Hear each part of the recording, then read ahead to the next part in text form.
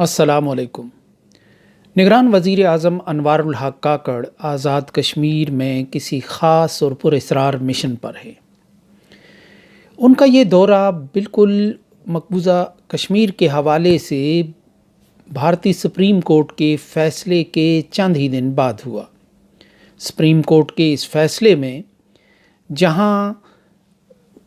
Article 370 اور 35A کے خاتمے کی جو حکومت کا فیصلہ تھا، مودی حکومت کا، اس کی انڈورسمنٹ کی گئی تھی، وہیں آزاد کشمیر کو بھی موضوع بحث بنانے کی کوشش کی گئی تھی۔ اس فیصلے کے بعد ہی بھارت کے وزیر داخلہ امیت شاہ نے کہا کہ POK یعنی آزاد کشمیر ہمارا ہے اور ہم اس کے لیے اسمبلی میں 24 نشستیں مختص کر رہے ہیں اور جلد ہی ہم اس علاقے کو واپس بھی لیں گے اور آزاد کشمیر کے یعنی جو عوام ہیں وہ ان سیٹوں پر منتخب ہو کر اپنا ایک کردار ادا کریں گے۔ یہ بہت گہری اور کھلی دھمکی ہے اور موجودہ حالات میں جو بھارت کی حکومت کا رخ ہے، جو عالمی برادری کی ایک خاموش تائید بھارت کو حاصل ہے اور اس سے بھی بڑھ کر جو عرب ممالک کی ایک حمایت حاصل ہے در پردہ ان تمام مقاصد میں بھارت کو، اس میں آزاد کشمیر کے لیے اور گلگت بلتستان کے لیے سنجیدہ خطرات کا پیدا ہونا یقینی اور بالکل نوشتہ دیوار ہے۔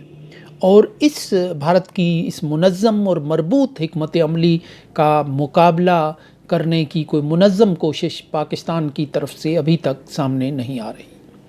ایسے میں یہ افواہیں اور یہ چمگوئیاں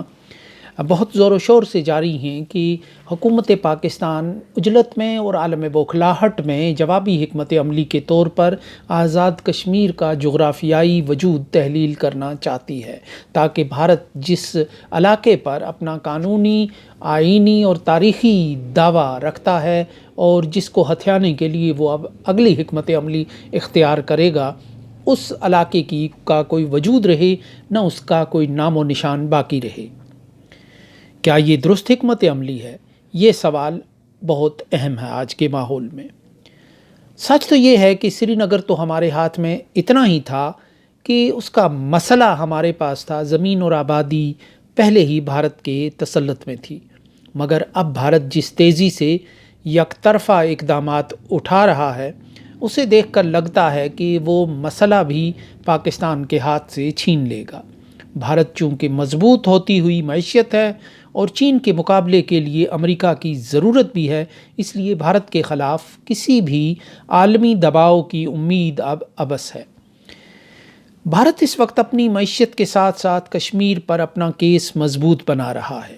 اس کے برعکس پاکستان معاشی طور پر کمزور ہو چکا ہے اور فطری طور پر کشمیر پر اس کی آواز اور اپیل کی صلاحیت کمزور پڑ چکی ہے۔ بھارت پاکستان پر براہ راست اپنا اثر رسوخ کبھی بھی قائم نہیں کر سکا۔ ایک مدت تک امریکہ کے ذریعے بھارت پاکستان سے اپنی شرائط منواتا رہا اور اب اس دائرے میں عرب ممالک بھی شامل ہو چکے ہیں، جو بھارت کے ساتھ قریبی تجارتی اور ثقافتی تعلقات کی ڈور میں بن چکے ہیں، اور پاکستان کی معیشت کی نبض چلنے میں ان ملکوں کا ہی گہرا دخل ہے۔ بعض عرب ممالک پاکستان کی اس کمزوری اور اپنے اوپر انحصار کا فائدہ اٹھاتے ہوئے کشمیر پالیسی کو بھارتی نقطۂ نظر سے تبدیل کرانا چاہتے ہیں۔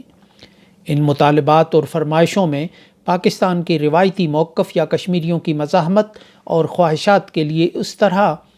کوئی جگہ نہیں ہوتی جس طرح کہ اسرائیل سے معاملات طے کرتے ہوئے ان کی کتاب میں فلسطین نامی کسی مسئلے اور فلسطینی نامی کسی مخلوق کا کوئی ذکر نہیں تھا۔ بھارتی سپریم کورٹ کا فیصلہ اب نریندر مودی کے اقدامات کی توثیق ہے۔ یہ وہی صورتحال ہے جو 90 کی دہائی میں اس وقت پیدا ہوئی تھی جب کانگریس کے نرسمہا راؤ وزیر اعظم تھے اور کشمیر میں بھارت پر مزاحمت کا شدید دباؤ تھا، تو بھارتی پارلیمنٹ نے ایک قرارداد کے ذریعے کشمیر کو بھارت کا اٹوٹ انگ قرار دیا تھا۔ اس وقت تک مسئلہ کشمیر میں مسئلے کی نوعیت تبدیل کیے جانے کے باوجود بھارت دبے لفظوں میں مسئلے کو دو طرفہ بنیادوں پر حل کرنے کی بات کرتا تھا، مگر پارلیمنٹ کی اس قرارداد کی منظوری کے بعد بھارت نے یہ کہہ کر کشمیر پر اپنا موقف سخت کر دیا کہ اب تو ہماری پارلیمنٹ نے اسے اٹوٹ انگ قرار دیا ہے، اب تو کشمیر پر بات چیت ہی نہیں ہو سکتی۔ جب بھی بھارت سے مذاکرات کی بات کی گئی تو وہ اپنی پارلیمنٹ کی اس یک طرفہ قرارداد کا حوالہ دے کر اس سے کنی کترانے لگا۔ اس قرارداد کی کوئی بین الاقوامی حیثیت نہیں تھی، نہ یہ اقوام متحدہ میں برسوں تک زیر بحث اور زیر کار رہنے والے مسئلہ کشمیر کا کوئی بین الاقوامی متبادل تھی، نہ ہی بین الاقوامی فورم کی کوئی کارروائی بھارت کی اس پارلیمنٹ کی اس قرارداد سے تنسیخ ہو رہی تھی۔ مگر بھارت نے اپنی ہٹ درمی کو ایک نیا موڑ دینے کے لیے اس قرارداد کا سہارا لینا شروع کیا۔ اب بھارت کی سپریم کورٹ کا فیصلہ بھارت کے اس رویے کو مزید تقویت دینے کا باعث بنے گا، اور اس کا مقصد اپنے داخلی موقف کو مزید بے لچک اور سخت گیر بنانا ہے، اور یوں اس سے مسئلہ کشمیر کے کسی بامانی حل کو مزید پیچیدہ بنا دیا جائے گا۔ جب بھی مسئلہ کشمیر کے حل کی بات کی جائے گی آنے والے دنوں میں، تو بھارت ہماری پارلیمنٹ کے بعد ہماری سپریم کورٹ کا راگ الاپنا شروع کرے گا۔ اب بھارت زیادہ بے خوف اور ہر قسم کے دباؤ سے آزاد ہو کر کشمیر میں آبادی اور جغرافیے کے ساتھ ساتھ اپنی منصوبہ بندی کے تحت چھیڑ چھاڑ کرے گا۔ معاملہ یہیں پر رکنے والا معلوم نہیں ہوتا، بلکہ اب آزاد کشمیر پر بھارت کا دباؤ بڑھتا ہوا محسوس ہوگا۔ سپریم کورٹ کے فیصلے میں کہا گیا ہے کہ پاکستانی مقبوضہ کشمیر نام کا کوئی حصہ نہیں ہے، بلکہ یہ سب جموں و کشمیر ہے۔ اس کا مطلب یہ ہے کہ بھارت کی جو سپریم کورٹ ہے اس نے آزاد کشمیر پر کوئی کارروائی کرنے کے لیے اپنی حکومت کو گو اہیڈ کا ایک آئینی اختیار بھی دے دیا ہے۔ یعنی بھارت اب آزاد کشمیر کو مہاراجہ کے الحاق شدہ علاقے کا حصہ قرار دے کر اس حصے پر اپنا دعویٰ زور و شور سے آگے بڑھائے گا، اور آزاد کشمیر کے خلاف عملی پیش رفت وہ کرتا ہے یا نہیں کرتا، مگر وہ مظفر آباد پر بڑھائے جانے والے دباؤ کو سری نگر میں پاکستان کو نیوٹرل کرنے کے لیے استعمال کرے گا، تاکہ پاکستان کشمیر کے حوالے سے اسی طرح لا تعلق ہو جائے جس طرح مصر، اردن اور اب دوسرے عرب ممالک ایک ایک کر کے نیوٹرل ہوتے چلے گئے ہیں۔ بھارت اب قدم قدم پر اسرائیل ماڈل پر عمل کر رہا ہے۔ اس کے لیے پاکستان کی نیوٹرلائزیشن بھی ایک اہم حصہ ہے اس کوشش کا، اس سفر کا ایک اہم پڑاؤ ہے۔ پاکستان کو معاشی خوشحالی کا جھانسا دینا اور ایک تصوراتی جنت کا خواب دکھانا مقصود ہے، جو کیمپ ڈیوڈ میں مصر کو دکھایا گیا تھا، مگر آج 40 سال سے زیادہ کے عرصے کے بعد مصر بدستور معاشی بدحالی کے دہانے پر اور جمہوریت سے کوسوں دور ہے۔ نہ امن عامہ کی صورتحال اچھی ہے، نہ معاشی خوشحالی کا دورہ ہے، نہ لوگوں کو حق رائے دہی حاصل ہے، اور مصر ایک انتشار زدہ ملک کا منظر پیش کر رہا ہے، کیونکہ اسرائیل کے پہلو میں مصر کو معاشی طور پر بدحال رکھنے میں ہی اسرائیل کا بھلا، اس کی طاقت، اس کی بڑائی ہے۔ اسرائیل مخالف جو سوچ ہے اس کو مصر میں سختی سے کچلنا بھی عالمی منصوبے کا حصہ رہا ہے، اور پاکستان کو کشمیر پر جو نیوٹرل ہو جانے کی صورت میں معیشت کی بحالی اور خوشحالی کا جو سراپ دکھایا جا رہا ہے، مصر کے آئینے میں جھانک کر دیکھیں تو اس کی ساری حقیقت بھی اتنی ہی معلوم ہوتی ہے۔ اس بدلی ہوئی صورتحال میں پاکستان کے لیے آپشنز اور کارڈز محدود ہو رہے ہیں۔ جوں مودی مظفر آباد پر دباؤ بڑھائے گا، جو اب یقینی ہے، اسی انداز سے پاکستان عجلت میں فیصلے کرنے پر مجبور ہوگا، کیونکہ پاکستان کی کشمیر جو پالیسی ہے وہ پرو ایکٹیو کی بجائے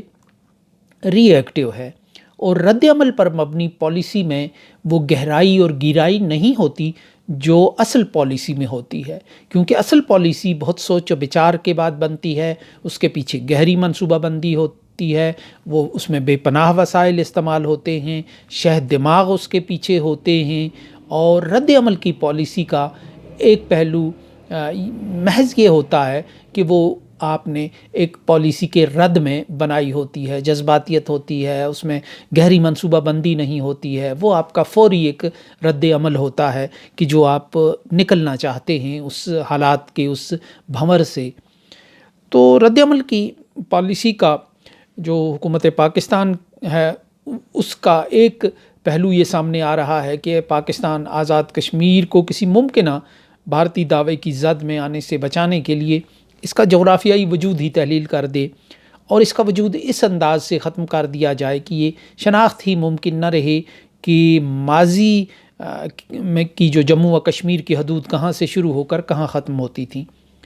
حقیقت میں یہ بلی کو دیکھ کر کبوتر کے آنکھیں بند کرنے کا ایک انداز ہے۔ خطرات کو آنکھیں بند کر کے ٹالا نہیں جا سکتا، خطرات کا مقابلہ عزم و ہمت سے ہوتا ہے۔ پاکستان کو امریکہ کے جس نظام اور اتحاد کی لڑی میں دوبارہ پرویا جا رہا ہے اس میں امریکہ کے جنوبی ایشیائی ایجنڈے اور پاکستان مخالف بارات کا واحد دلہا بھارت ہے۔ باقی سب چھوٹے ممالک یا تو مزارے ہیں یا شہبالے ہیں۔ اس سسٹم کے ساتھ چلتے ہوئے پاکستان کو امریکہ کی لائن پر ہی چلنا پڑے گا۔ دوسرا راستہ امریکہ سے فاصلہ پیدا کر کے خطے میں چین کی پالیسی کی طرف جھکاؤ ہے۔ چین کی پالیسی یہ ہے کہ بھارت خطے کی ڈرائیونگ سیٹ سے دور رہے اور چین کا نمبر 2 بن کر رہے۔ اس پالیسی میں ہی پاکستان کے لیے کوئی بہتری اور امید تھی۔ رہی یہ بات کہ بھارت کے ساتھ اچھے تعلقات اور کشمیر پر اپنا موقف ترک کرنے کے بعد پاکستان خوشحالی کے بام عروج پر پہنچے گا، اس خوش فہمی کی عملی تصویر دیکھنا ہو تو آج کے مصر کو دیکھنا چاہیے۔ آزاد کشمیر اور گلگت بلتستان کے لیے جو سنجیدہ چیلنجز کا آغاز ہو رہا ہے، مگر ان چیلنجز کے مقابلے کا بہتر طریقہ پرو ایکٹیو پالیسی ہے، ری ایکٹیو نہیں۔ آزاد کشمیر کی تحلیل اور نہ آزاد کشمیر میں روایتی جلسے جلوس اس بڑے چیلنج کا مقابلہ کر سکتے ہیں، اور آزاد کشمیر میں کچھ ہونے والا ہے اس کا اندازہ اس سے بھی لگ رہا ہے کہ جو حکومت آزاد کشمیر ہے، جو سب جماعتوں کو جوڑ کر میجک سٹون کے ساتھ ہماری حکومت نہ اس کی نہ اس کی نہ تیری نہ میری، ہماری حکومت کا جو ایک ماحول اور منظر بنایا گیا ہے قومی حکومت ٹائپ، اور اس حکومت نے ایک ڈیفیمیشن کا قانون یعنی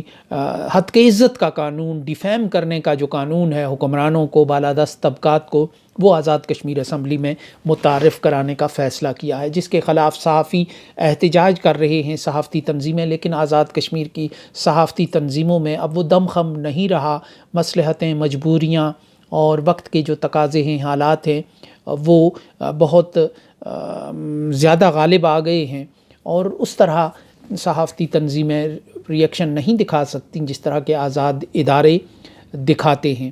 لیکن اس کا مقصد یہی ہے کہ ممکنہ جو صورتحال ہے جس میں آزاد کشمیر کے مستقبل کے حوالے سے کچھ متنازع اور بڑے فیصلے کرنا مقصود ہے، اس میں آزاد کشمیر کا کہ میڈیا اور انفارمیشن کو روکنا اور میڈیا کا گلا گھونٹنا ہے، اور کسی چیز کو روکنا مقصود ہے کہ جس کی آپ پیش بندی کر رہے ہیں میڈیا پر قدغنیں لگا کر۔ یہ ایک آغاز ہے اور آگے چل کر اس میں مزید سختی اور اس میں مزید وسعت آنے کا امکان یا خطرہ یا خدشہ پوری طرح موجود ہے۔ سو کیا ہونے جا رہا ہے اس کا اندازہ نہیں ہے، لیکن رد عمل میں اور بوکھلاہٹ اور خوف میں کچھ نہ کچھ ہم گل کھلانے والے ہیں۔